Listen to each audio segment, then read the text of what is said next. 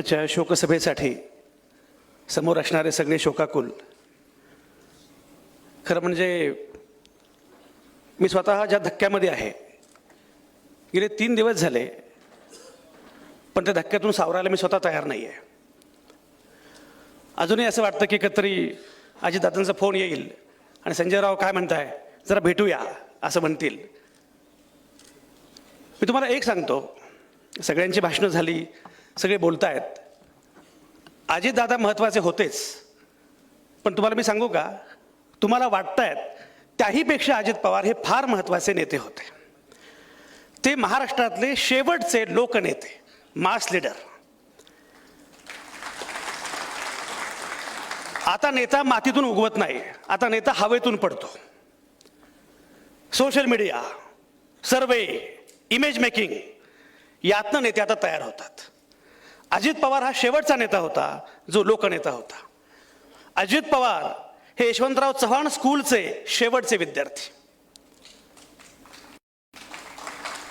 तुम्हाला कल्पना नाही, अजित पवारांमुळे आपण काय गमावलंय याचा अंदाज आणि येत नाही.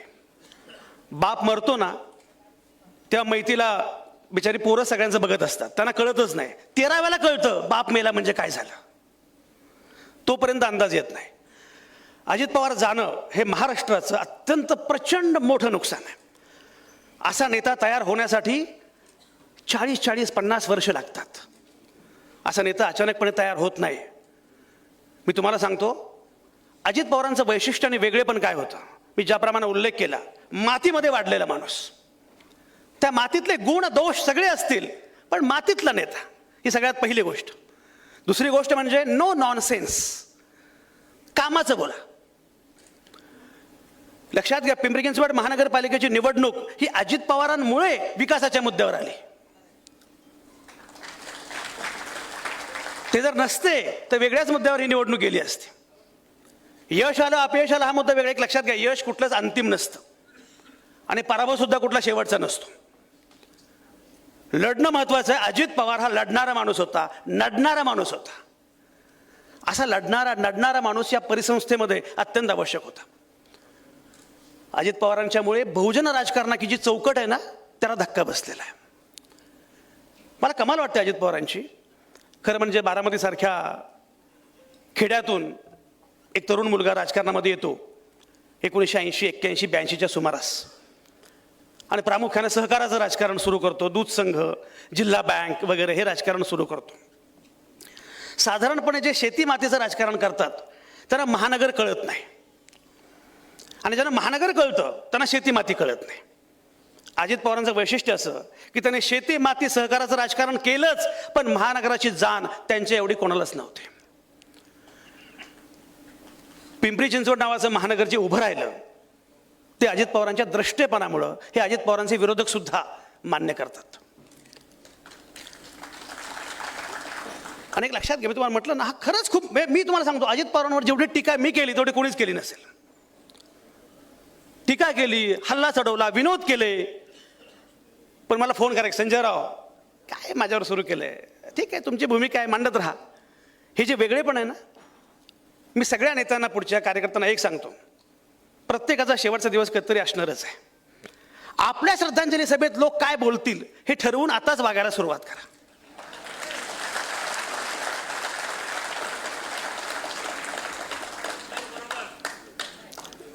अरे आज काहीतरी कराल रे, पण जाल ना तेव्हा लोकांना खोटं का असेना बरं बोलता आलं पाहिजे. आत्ता अशी अवस्था आहे, म्हणजे लाखो लोक अजित पवारांमुळे जे शोकाकुल झालेले आहेत ना, ते लोक अक्षरशः ढसढस लढतायत. आणि ते केवळ पिंपरीमध्ये नाही, केवळ बारामतीमध्ये नाही, राज्याच्या कानाकोपऱ्यात, कोकणात, मराठवाड्यात, सगळीकडे खरी कमाई अजित पवारांची ही आहे. तुम्हाला एक सांगतो, मी म्हटल्याप्रमाणे जातीचा, धर्माचा, पंथाचा, भाषेचा काही विचार केला नाही. मुस्लिम उमेदवारांना त्यांनी जेवढी उमेदवारी दिली तेवढी कदाचित कोणीच दिली नसेल. जे परिवर्तनवादी पक्ष आहेत त्यातले सुद्धा कार्यकर्ते स्वतः जातीच्या पलीकडे गेलेत का मला माहिती नाही, पण अजित पवार मात्र जातीच्या पलीकडे गेलेले होते. कामाचं बोला, काम महत्वाचं, वेळ महत्वाची. म्हणजे अजित पवार असताना भीती वाटायची की बापरे, हे चुकून 10ची वेळ दिली, 10ला पोचलंच पाहिजे. मला आठवतं मी लोकमतचा एक कार्यक्रम घेतला होता आणि त्याला विचारलं, दादा कधी येणार? म्हणजे 10 वाजता. कार्यक्रम मॅरिएटला, मी राहायला इथे मांगुर्डेला. मी निघालो, विद्यापीठामध्ये ट्रॅफिक लागला. म्हटलं बापरे. मी फोन केला की पवारांच्या PA ला, तो माझा मित्रच आहे. तर म्हटलं एक काम कर, जरा सांग थोडंसं की 10च्या 11 वाजता या, 10:30 या. पण साहेब निघालेत. मी मॅरिएटला गेलो तर अजित पवार 9:15 वाजता, 9:50ला. मी म्हटलं दादा काय आहे? वेळ महत्वाची. ही वेळ पाळणारा नेता किती महत्वाचा माणूस होता, कामाचा बोलणारा नेता. तुम्हाला एक गंमत सांगतो. महानगरपालिकेमध्ये आयुक्त आणताना त्यांनी ज्या प्रकारचा विचार केला ना, की या माणसाने काम केलं पाहिजे.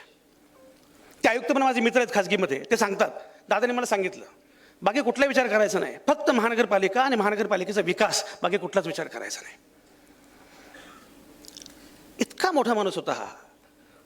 मला खरंच असं वाटतं की एक खूप मोठा माणूस गमावला आहे. मी परवा फेसबुकवर असं लिहिलं होतं की दादा तुम्ही खरं म्हणजे मला आवडत होता, पण हे मी पण तुम्हाला कधी सांगितलं नाही. टीका केली, हल्ला चढवला, पण तुम्ही खूप आवडत होतात. आणि सगळ्यात महत्त्वाचं म्हणजे तुम्ही पण माझ्या हक्काचे होतात, हे कधी म्हणायचं राहूनच गेलं. 3 दिवस तुम्हाला मी सांगतो, 3 दिवस असं कधीच घडलं नाही. एखादा माणूस गेल्यानंतर एवढा धक्का. पत्रकारांना काय असतं, हे झालं की पुढे काय.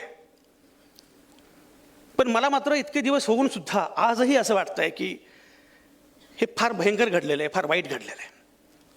एक लक्षात ठेवा कार्यकर्त्यांनी, सगळ्यांनीच, सगळ्या अजित पवारांच्या चाहत्यांनी एक ठरवलं पाहिजे. पहिली गोष्ट म्हणजे अजित पवारांनी आपल्याला हिंमत दिलेली आहे आणि त्यासाठी किंमत चुकवण्याची पण तयारी असली पाहिजे. ही हिंमत महत्वाची, पहिला मुद्दा. दुसरा मुद्दा, अजित पवारांचं वैशिष्ट्य काय माहिती आहे? इतकी वर्ष राजकारणात काम केल्यानंतर सुद्धा त्यांच्या शब्दाला किंमत होती. आपल्याकडे नेता आता बोलला, काय खरं याचं? तुमच्या शब्दाला किंमत तुम्हीच मिळवायची असते, इतर देत नाहीत. अजित पवारांनी काय केलं? मी म्हटल्याप्रमाणे अजित पवार म्हटले हो होणार, नाही म्हणजे नाही होणार, आणि हो म्हटले तर आकाश पाताळ एक करून अजित पवार ती गोष्ट पूर्ण करणार म्हणजे करणारच. हे जे वेगळेपण आहे, हे जे वैशिष्ट्य आहे. आणि सगळ्यात महत्त्वाचं म्हणजे मी त्यांना म्हटलं, अजित दादा तुमचं वय किती? म्हणजे 67. म्हटलं वाटत नाही हो. म्हणजे संजयराव, एक पहाटे उठतो, सकाळी काम सुरू करतो, दिवसभर काम करतो, आणि सगळ्यात महत्त्वाचं म्हणजे मला शांत झोप लागते. म्हटलं कसं काय? म्हणजे मी कोणाबद्दल काही बोलेल, पण माझ्या मनामध्ये कोणाबद्दल द्वेष नसतो. जे झालं त्या ठिकाणी सोडलं पाहिजे आणि पुन्हा नवं आयुष्य सुरू केलं पाहिजे. आपल्या मनामध्ये जो द्वेष आहे ना, शत्रुत्वाची भावना, मगाशी जो उल्लेख झाला, मी असं म्हटलं की शत्रुत्व केलं पाहिजे. दुश्मनी जमकर करे मगर एक गुंजाइश रहे कि फिर दोस्त बनने के बाद शर्म ना आ जाए.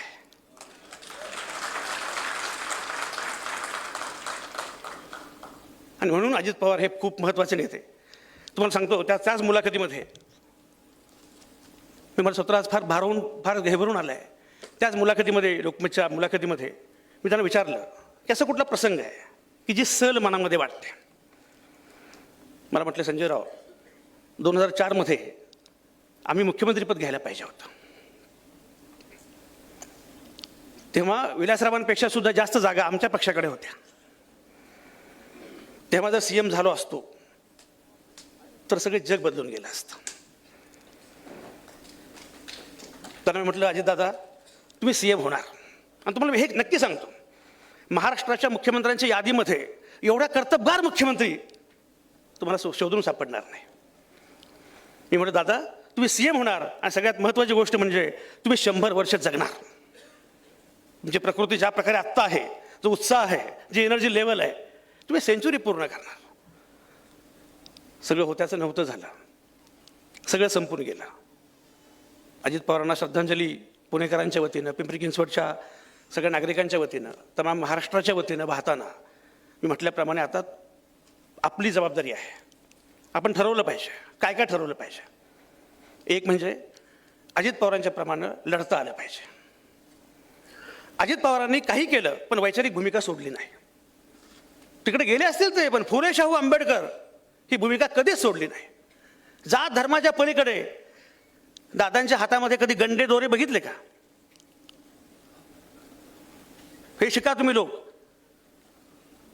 हा बाबा आणि तो बुवा,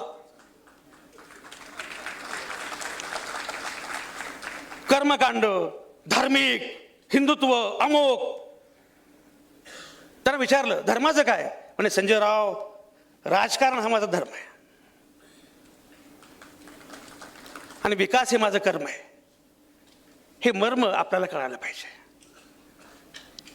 अजित पवारांचे आपण सगळेच चाहते आहोत, मित्र आहोत, कार्यकर्ते आहोत. या शहरामधला असं एक जणही नाही की ज्याला अजित पवारांनी घडवलं नाही किंवा स्पर्श केलेला नाही. आपण सगळेजण हा वारसा पुढे नेण्याचा प्रयत्न करू. एवढी श्रद्धांजली आज वाहतो. धन्यवाद.